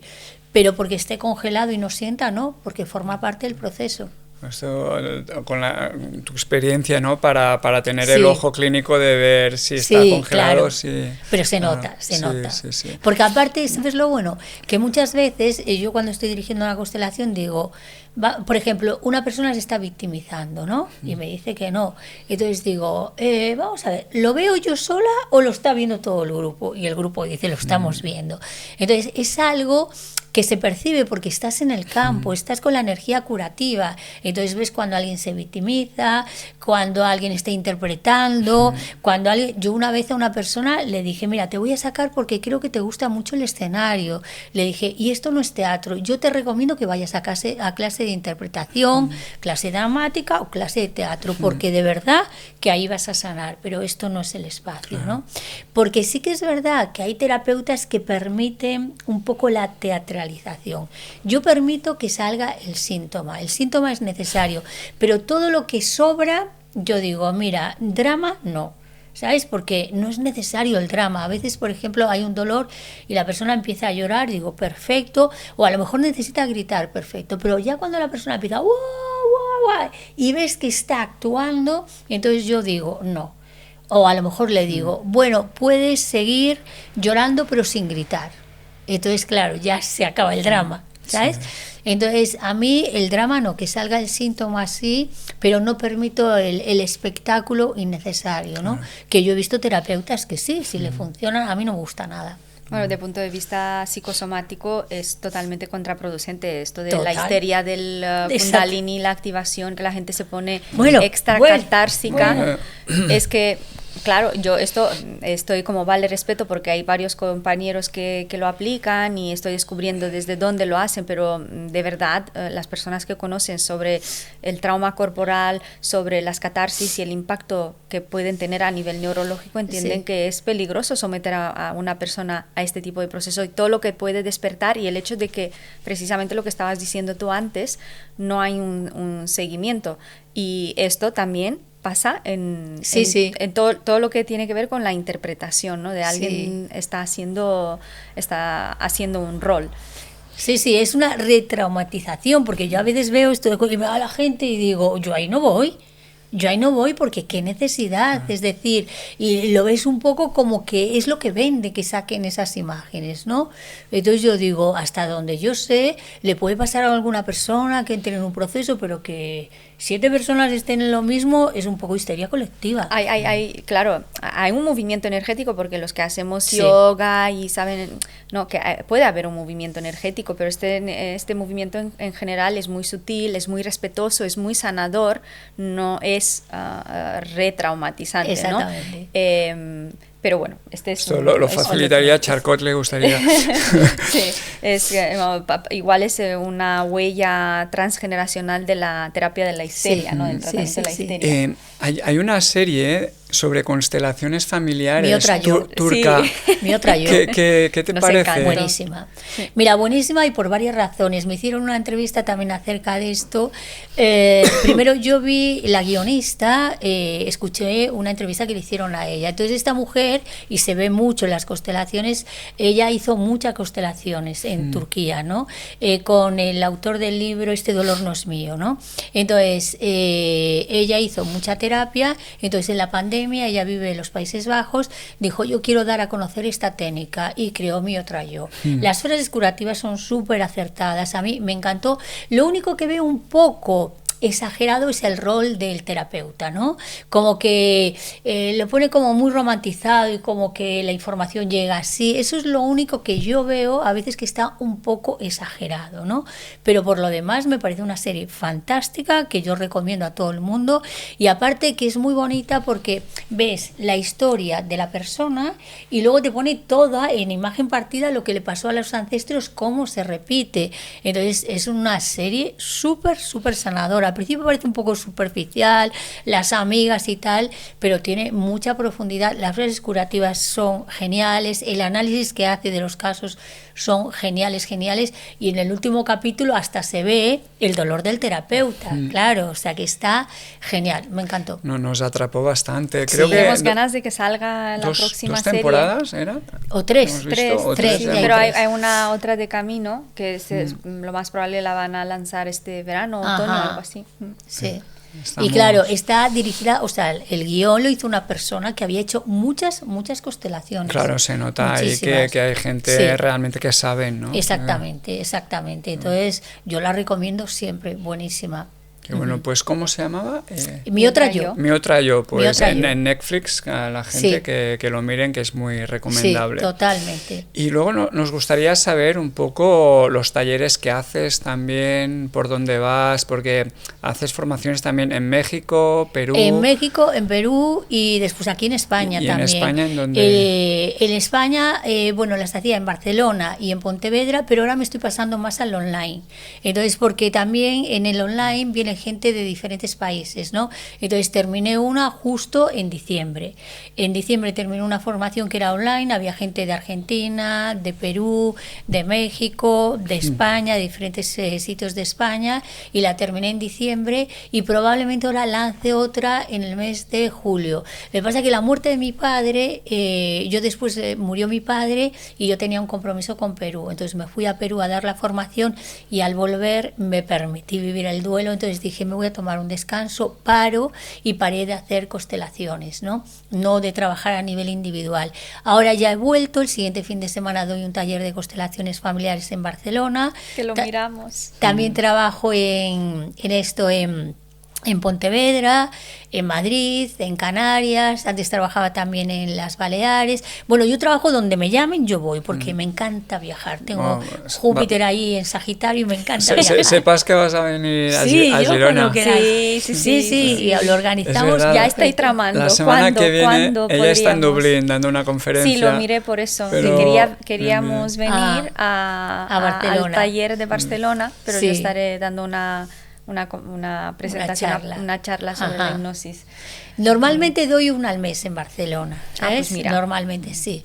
Y después eso, doy formaciones. Y ahora estoy con el tema, pues para dar una formación sobre pareja, otra sobre, porque tengo un proyecto de un libro sobre la pareja y probablemente de una formación en julio, online.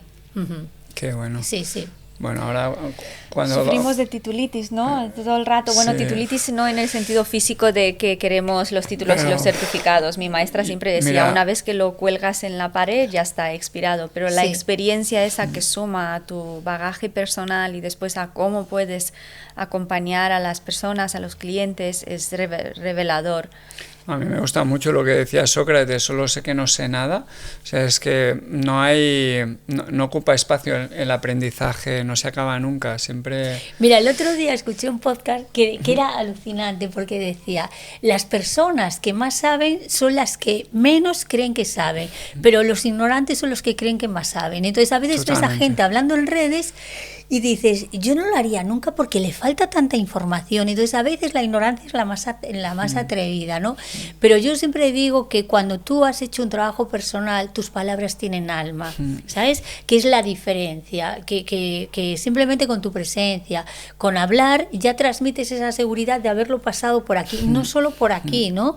Porque yo, por ejemplo, en mis talleres de constelaciones hay una parte teórica, por supuesto, pero le digo a la gente que no quiere bucear dentro de sí misma que no venga, que esa no es su terapia, porque hacemos un trabajo primero teórico, porque cualquier técnica tiene que tener unas bases teóricas y después es un trabajo totalmente vivencial, es decir, si yo no sé nadar no te voy a poder salvar, ¿no? No te voy a poder rescatar si te estás ahogando, ni te voy a poder enseñar a nadar, ¿no? Entonces siempre le digo a las personas que hay que limpiar su propia historia personal para después poder acompañar a otras personas en el mismo proceso, ¿no? Entonces esto yo lo pongo muy en práctica, yo cada vez que tengo un conflicto voy a una persona que me haga una constelación, no es en casa el herrero cuchillo de palo, ¿no? Yo buceo, busco e intento transmutar todo lo que me está limitando. Hablando de transmutar, háblanos sobre el árbol genealógico, sobre cómo una persona puede empezar este camino, las razones por las cuales deberían, si no lo han hecho aún, los beneficios que puede aportar hacer semejante trabajo. Mira, es como ir al gimnasio, es decir, antes la gente no hacía deporte y ahora hay que hacer algo de deporte, ¿vale? Y entonces el deporte hace, cuando tú lo combinas, que tú estés mejor. Entonces yo creo que hacer un estudio de tu árbol genealógico tendría que ser tan necesario como ducharse o como hacer deporte, ¿no?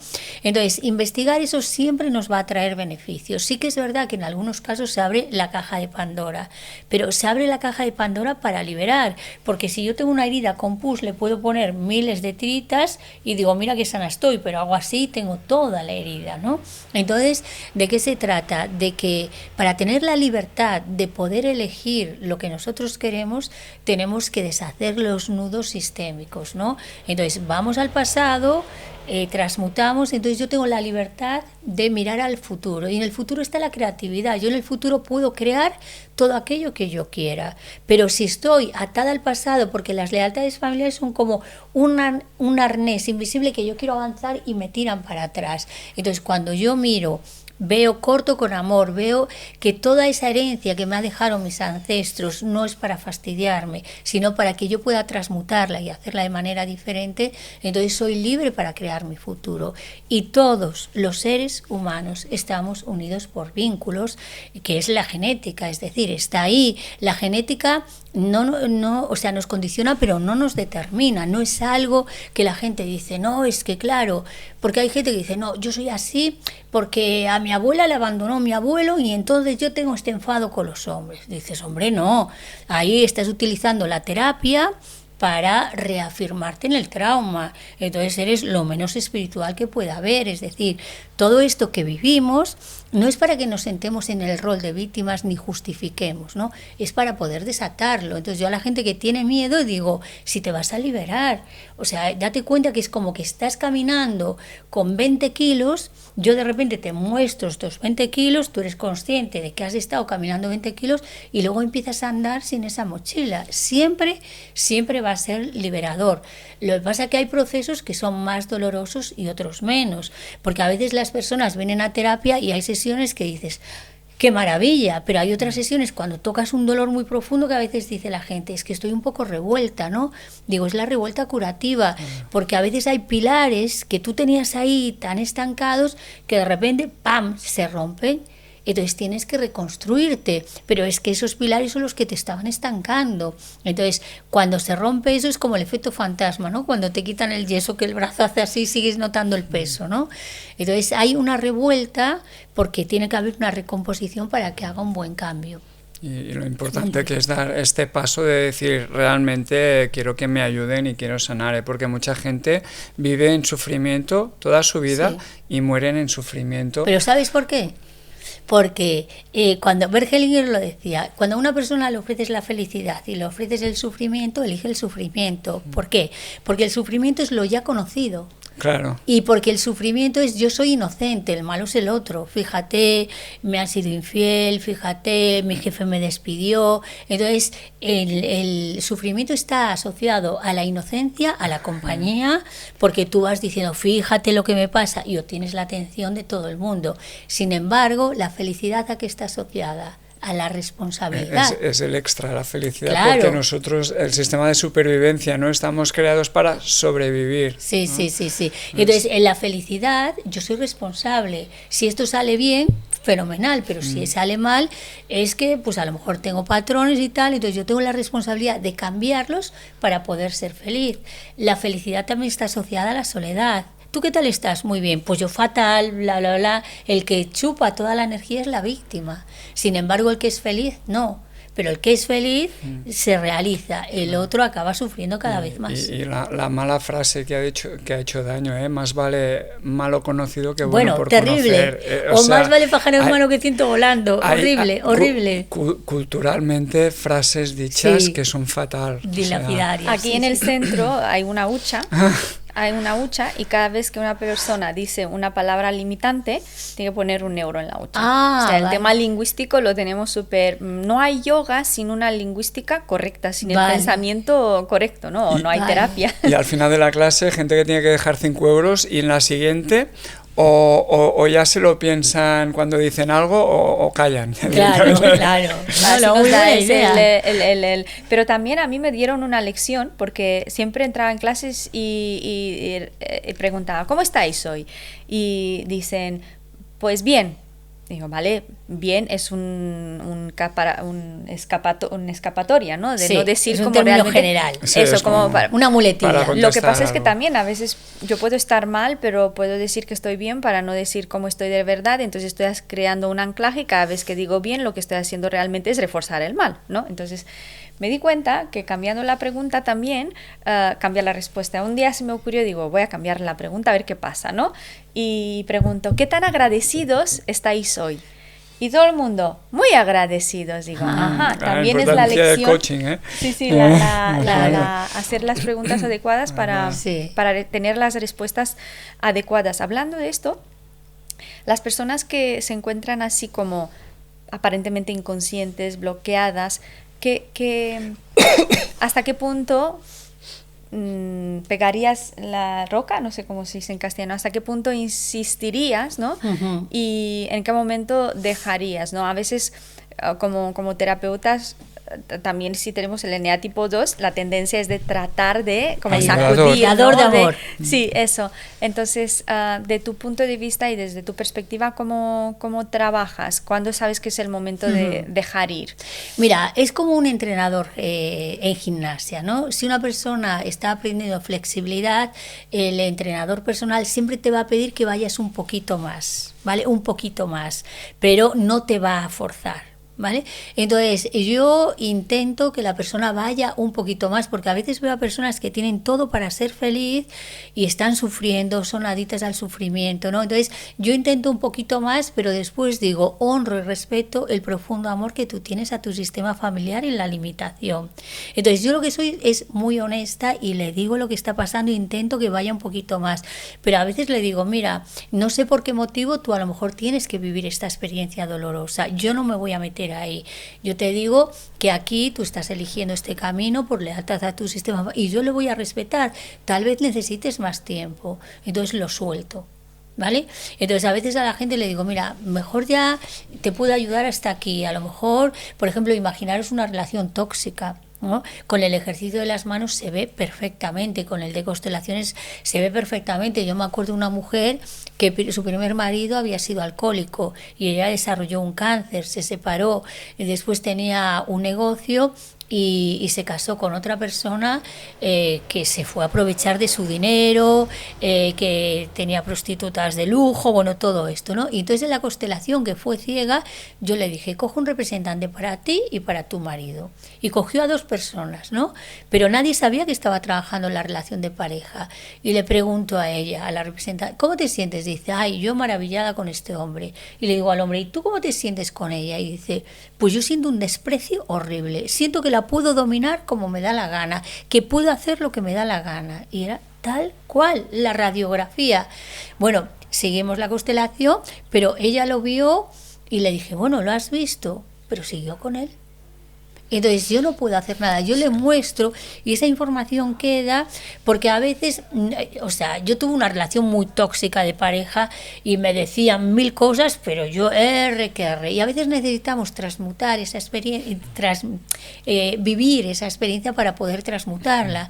Entonces siempre digo que cuando tenemos procesos es como poner el agua al fuego, ¿no? Entonces llega un momento que se va todo moviendo y de repente tenemos la energía para hacer el cambio cuando hierve el agua, ¿no?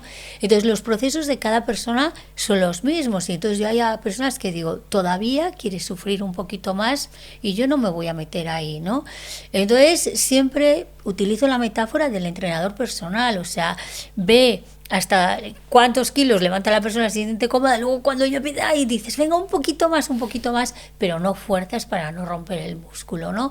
Y para no retraumatizar a la persona.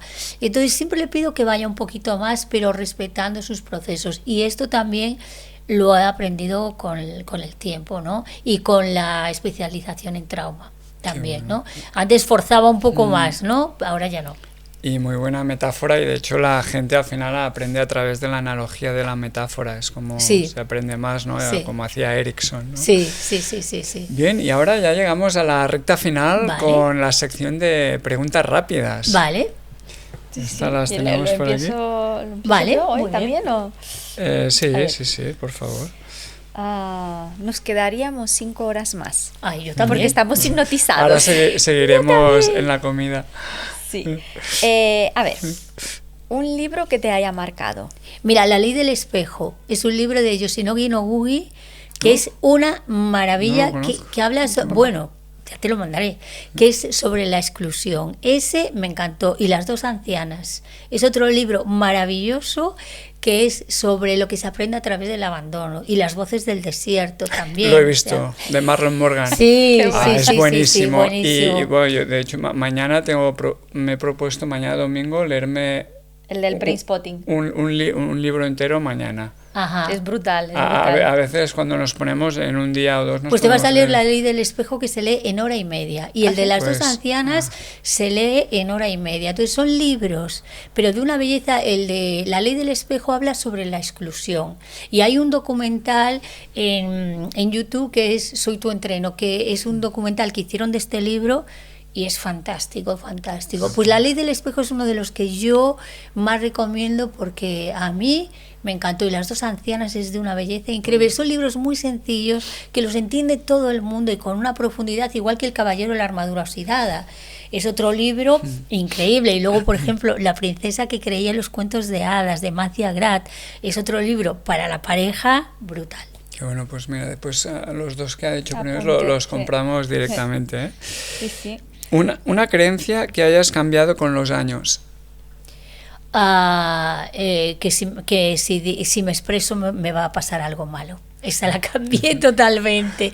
O sea, hay una cosa, yo estuve en Suecia trabajando con Byron Katie, ¿no? Y entonces Byron Katie decía, es imposible gustarle a todo el mundo, no somos Dios, ni Dios, que es el concepto más grande y universal, le gusta a todo el mundo.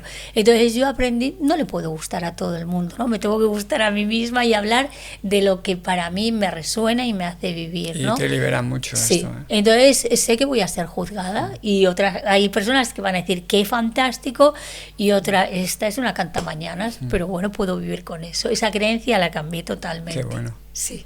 Qué bien. Algo que hoy entiendas de la vida que antes no veías. Mira, pues una de las cosas es que no todo depende de nosotros, porque por ejemplo, pensamos que con la terapia podemos conseguir todo. Entonces lo del Alzheimer de mi madre me di cuenta de que por mucha terapia, por muchas cosas, hay cosas que nos desbordan de una manera tan grande que solamente es a través de la aceptación, de saber que hay un plan superior mucho más grande que lo mueve todo y que todo tiene un propósito que a veces no entendemos, ¿no? Entonces también el rendirme. Qué bueno. Algo que hayas aprendido a soltar con el tiempo. Me gustaría dejar la impaciencia. Estoy en ello. No, pero la timidez.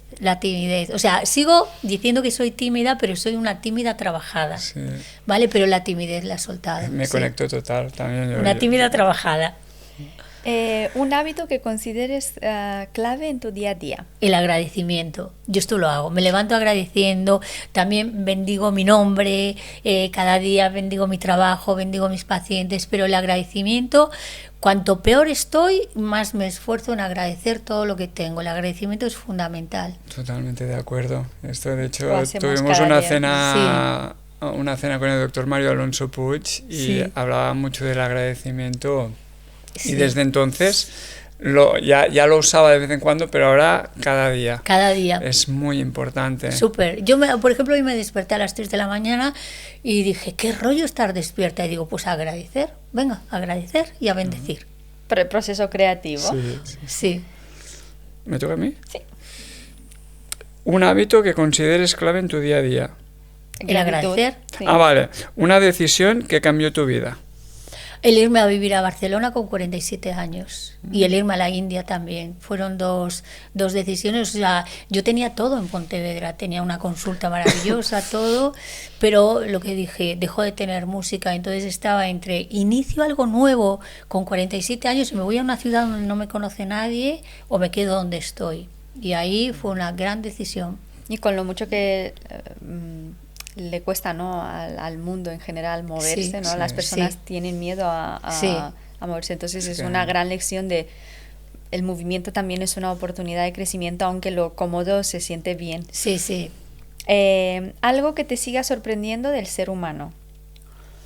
Su capacidad de resiliencia. O sea, ves historias, no, yo a veces estoy triste también porque la gente piensa que los terapeutas no y a veces tal, pero de repente ves algunos vídeos y dices, Dios mío, esta persona sin piernas y sin brazos y miras, ¿no? Y entonces el ser humano que pasa por procesos increíbles, gente que estuvo en los campos de concentración, o sea, cantidad de historias y la capacidad de resiliencia, ¿no? Entonces yo me conecto a eso cuando trabajo con cualquier paciente, digo, se puede mejorar, seguro, seguro, seguro. ¿Y un consejo que te darías a ti misma hace 20 años? Pues hace 20 años, relájate, Lolita, relájate, que lo estás haciendo bien, no tengas tanta prisa, estás en el proceso, no te exijas tanto. Esto me diría yo. Muy bien. Pero por otro lado me felicitaría porque eso me llevó a donde estoy hoy. Sí. ¿Qué significa para ti vivir en paz? Mira, vivir en paz para mí es estar en armonía conmigo misma y sobre todo yo que soy muy adicta al trabajo es hacer lo que amo. O sea, cuando una persona hace lo que ama y ama lo que hace, eso para mí es vivir en paz, ¿no? Cuando estás en conexión con tu propósito, ¿sabes? Porque cuando tú te gusta lo que haces, estás... yo creo que cada persona tiene un don. Hay una película que se llama La leyenda de Bagger Vance, de Matt Damon y Will Smith y Catherine Zeta-Jones, Catherine Jones, ¿no? Que compara el golf con la vida. Y habla del propósito, y ahí habla del swing, ¿no? Entonces la paz es cuando tú estás en sintonía con lo que sabes hacer, cuando tú pones tu don al servicio del mundo. Para mí eso es un estado de paz y de satisfacción. Qué bueno. Y última, una frase que te guste o que te represente. Pues mira, como yo he tenido muchos problemas de pareja, una frase que me gusta mucho es amar porque eres feliz y no para ser feliz. Esa me gusta muchísimo, ¿no? Amar porque eres feliz y no para ser feliz. La gente ama para ser feliz. Es que la gente ama para ser feliz. Yo estoy en carencia y amo, ¿no? Pero es al revés. Amo porque soy feliz y comparto mi felicidad con otra persona que exactamente, con otra persona que es feliz. Pero la gente ama para ser feliz y no porque es feliz. Y ¿no? de esta manera vibras en alto. Esa frase me gusta mucho. Hay cientos de ellas, ¿no? Sí. Pero ahora fue la primera que me vino. Muy bien, pues bueno, hasta aquí esta entrevista. Nos ha encantado, esperemos que has estado cómoda. Súper cómoda, muchísimas gracias por la invitación. Ha sido un gran placer, para mí eres una leyenda de la hipnosis regresiva en España, se lo decía el otro día a ella. Sí. Y bueno, para terminar, siempre dejamos que se dirija la persona invitada a su cámara. Y ya con esto terminaremos. No sé si quieres añadir antes algo. No, que ha sido un auténtico placer, con muchas ganas de comerme estos libros y es que estamos leyendo mucho. Necesitamos guardar más tiempo en la agenda para la lectura porque siempre nos vamos empapados y es maravilloso, es mágico. Y tengo que decir que estoy muy agradecido de permitirme que tengamos un espacio como este, que haya sido realidad después de 2 años focalizando el podcast. Ha nacido, o sea, no es que ha nacido así de día a la mañana, han sido casi 2 años. Y estoy súper agradecido porque tenemos conversaciones súper interesantes y para nosotros es un gran aprendizaje. No, yo cuando vine aquí vi este espacio, digo, pero ¿qué han montado estos 2 chicos aquí? ¡Qué maravilla!, ¿no? Sí. Porque se ve que es un trabajo elaborado y que hay mucho amor puesto aquí por toda la energía y vosotros 2 con las entrevistas se ve que os gusta. Por eso yo digo, otra frase que me gusta es, la clave del éxito es hacer lo que amas y amar lo que haces. Entonces se nota cuando hay alma en las cosas, ¿no? Entonces yo lo noté aquí, digo, madre mía. Aparte, fíjate, venía en el tren, nosotros tenemos, ahora se murió mi padre y tenemos una casa en Camariñas y digo, y se montó un estudio para hacer mis grabaciones, ¿sabes? Yo pensaba para hacer mis grabaciones y de vez en cuando invitar a alguien y vengo y veo esto y digo, esto es una maravilla, es una inspiración total. Es tu casa. Una inspiración total. Sí, pues nos veremos seguramente pronto, nos quedaremos para poner la fecha.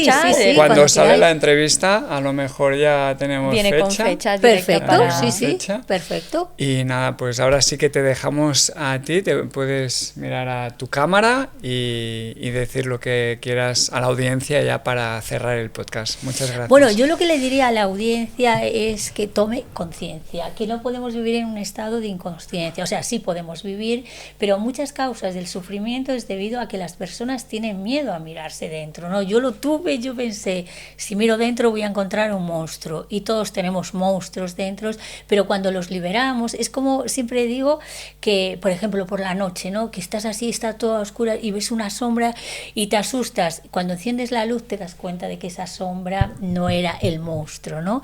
Entonces es un poco lo mismo. Bucear dentro de uno es aquellas sombras que nos dan miedo, darle luz y se disipan totalmente, ¿no?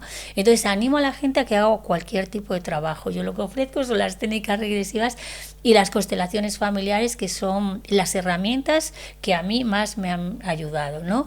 Pero que se ponga en manos de buenos profesionales que vibren con lo que hagan y lo amen y que su vida va a mejorar, que el sufrimiento no es necesario. Hay un sufrimiento que nos trae la vida como proceso evolutivo, pero hay el sufrimiento innecesario que nos podemos liberar a través de la terapia y la conciencia. Entonces, animo a todo el mundo a que bucee dentro de sí mismo o de sí misma. Eso es así todo lo que me gustaría decir. Qué bonito.